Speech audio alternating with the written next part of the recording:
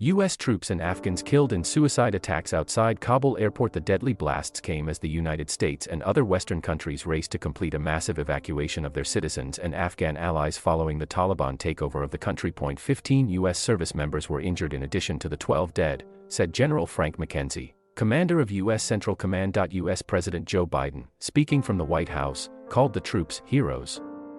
"Jill and I, our hearts ache, like I'm sure all of you do as well," he said. "For all of those Afghan families who lost loved ones, including small children, or been wounded in this vicious attack, we're outraged as well as heartbroken." Biden warned the perpetrators of the attack, "We will not forgive. We will not forget. We will hunt you down and make you pay." In previous days, the president had cited the risk of a terror attack among the reasons for getting U.S. troops out of the country by August 31. He had also promised a swift and forceful response to any disruption to the operation. U.S. officials have been warning over the past week that a threat of a terror attack at the airport was becoming more acute. Earlier on Thursday local time, U.S. diplomats in Kabul warned American citizens to immediately leave several gates into the airport, citing security threats. ISIS in Khorasan, known as ISISK, claimed that an ISIS militant carried out the suicide attack, but provided no evidence to support the claim. The risk of potential suicide attacks by ISISK led the U.S. to establish alternative routes to Kabul airport.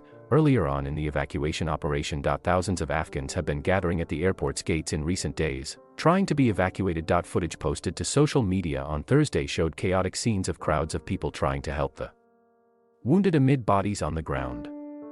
Photos showed apparently injured people being transported away from the scene in wheelbarrows. Kirby said earlier that one of the explosions happened at the airport's Abbey Gate, and at least one other explosion happened at or near the Baron Hotel, a short distance from Abbey Gate. Abbey Gate has become the main entry point to the airport, and primary security there has been provided by U.S. Marines.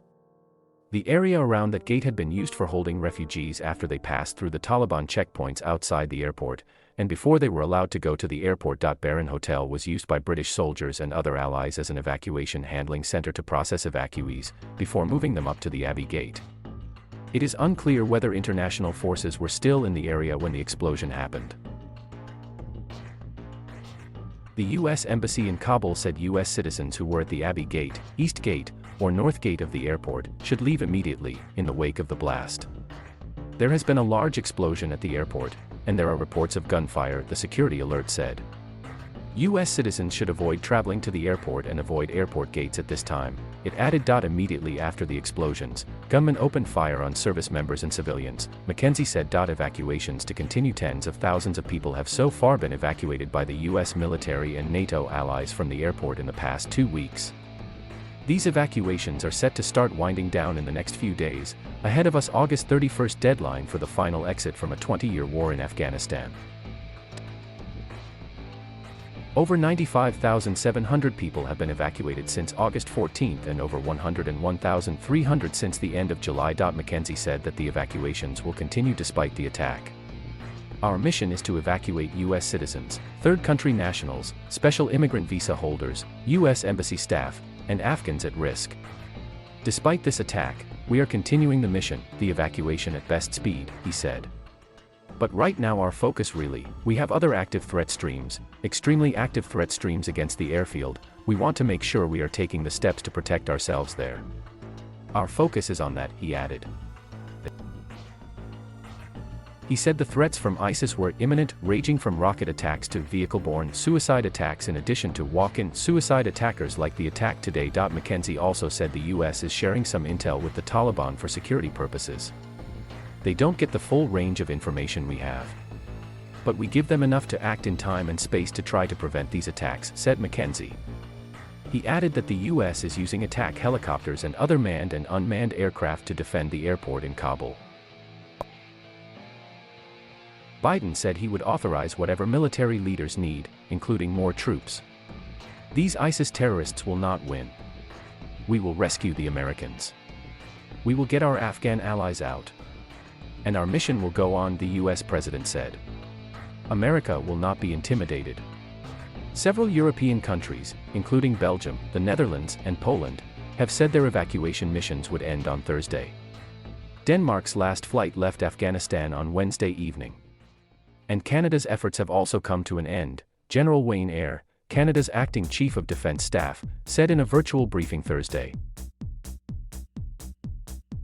In the wake of the blast, French President Emmanuel Macron warned the situation around the airport had seriously deteriorated.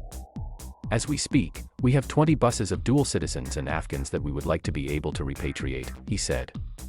I cannot guarantee that we will be successful because the security situation is beyond our control. UK Prime Minister Boris Johnson said the UK will continue its evacuation operation from Kabul despite the barbaric attack. I think are despicable, but I'm afraid that this is something we have had to prepare for. It isn't going to interrupt our progress, we are going to get on with our evacuation, he later added, speaking to British media in London. German Chancellor Angela Merkel also said Thursday that those who have not yet been able to access evacuation flights from Kabul will not be forgotten, adding that the German Foreign Ministry is still in negotiations with the Taliban. We know that the window of opportunity is closing. Tens of thousands of people have been rescued, but I want to say again today, we will not forget those people who could not be rescued by the air bridge. Rather, we will do everything we can to enable their evacuation, Merkel said. Germany is in talks with Afghanistan's neighboring countries to secure safe border crossing for further evacuations to take place, according to Foreign Minister Heiko Maas. UN Secretary-General Antonio Guterres, speaking to reporters outside the Security Council chambers, condemned the attack in the strongest possible way, and sent his condolences to the families of the victims. Abdullah Abdullah, the chairman of Afghanistan's Reconciliation Committee under the previous government, condemned the attacks on Thursday. I strongly condemn the terrorist attack at Kabul airport which killed and wounded a large number of the civilians, he said in a tweet.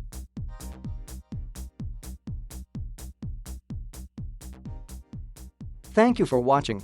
Please subscribe.